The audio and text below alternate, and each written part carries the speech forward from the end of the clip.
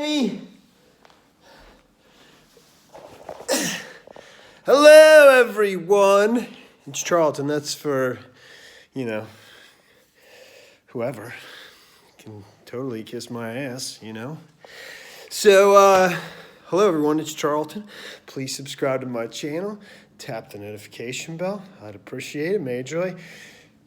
I see the story about Epstein's guards. I don't know if they're in custody yet. They're going to be taken into custody.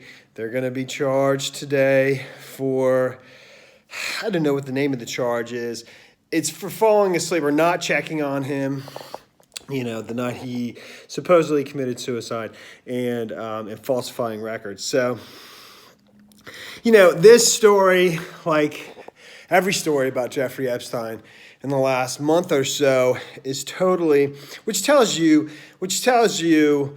about, the persons behind these stories, whether it's members of the Justice Department that are bringing these stories forward, that what their motivations are, that all of this is just, Trump's way that he learned all his life in the New York media market of basically saturating the airwaves with stories that, to direct public attention in the way he wants. And it just shows you, one, that whole Epstein thing is, I don't know, is bogus. I don't know that, I pretty much think he's dead. But I just know that the truth is not what you read about, and these stories coming out are meaningless because they're only out there to distract you from what's going on in the impeachment hearings. And every single day. And now I understand that that story about him going to the hospital, that's what that was about as well. And it's just every single day. Trump can do many, many, many different things at once. He's no dummy. But that's what the story's about. So, but the two prison guards who were basically on duty that night, the night that Jeffrey Epstein, supposedly committed suicide, are being charged for not checking on him and when they were supposed to every half hour, and falling asleep, and then falsifying records. I don't know the names of those guards. I don't think they've been released. Earlier, a couple days ago, it was reported that that they refused the plea deal, and that's it. So I'm just we'll see. We will see.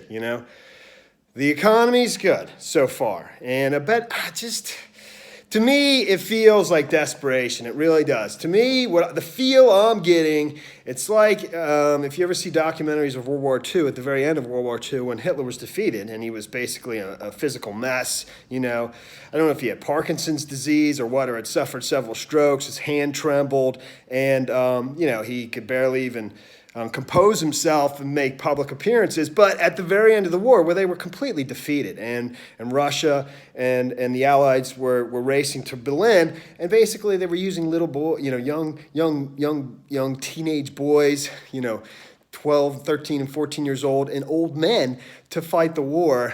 That's what this kind of feels like to me. Maybe I'm a little premature in that. But eventually, we all know where this is going to end up. I was having a discussion with my old man about that, and we do. We all know where this is eventually going to. It's just a matter of how long before we get there, before this person Trump is taken down. And I don't, where he is exposed for being it's all just about personal wealth,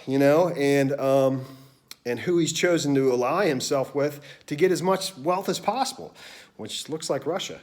So that's the story there, man. Thanks for watching my videos, though. Thanks. Please subscribe to my channel. Give me a like down below. I'll see you in the next video. Later, man.